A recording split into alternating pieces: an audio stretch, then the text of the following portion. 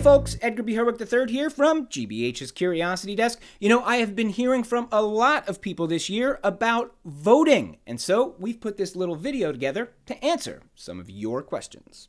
I applied for a mail-in ballot, but now I think it will be better to vote early or in person on Election Day. Is that allowed? It is absolutely allowed. So long as you have not returned your mail-in ballot, you can go to the polls and either vote early or on Election Day.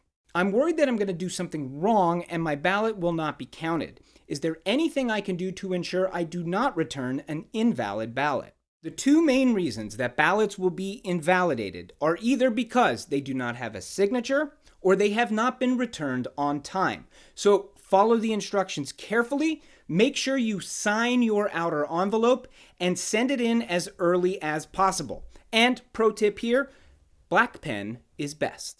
I'm worried that my mail-in ballot will not get there in time. What can I do?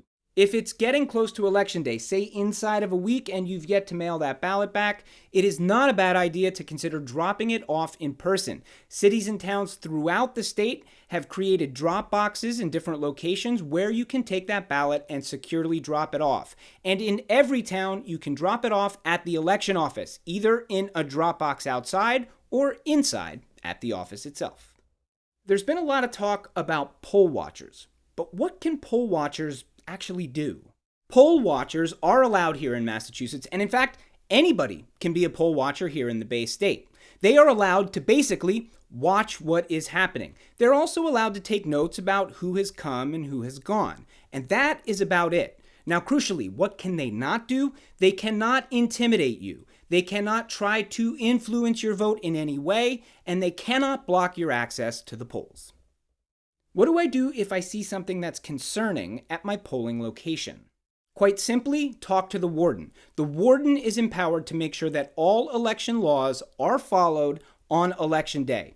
There is also at every polling location a copy of the Voter Bill of Rights that should be posted on the wall, as well as a 1-800 number to the Secretary of State's office should you need to call them because you see something that concerned you.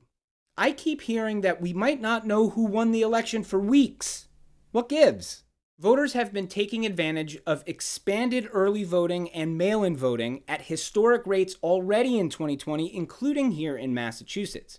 Essentially, that's a major factor in why it's going to take longer. In most states, they are not allowed to count the ballots, even if they've been mailed back, until Election Day. Now, some states like Massachusetts can do some pre-processing and get ready to do the counting, but that's a lot of mail-in ballots, and that's a lot of signatures that have to be verified and ballots that have to be fed into the machine and counted. So it's going to take a little time. And how long? Nobody really knows, because a lot of these states haven't done mail-in balloting at this level.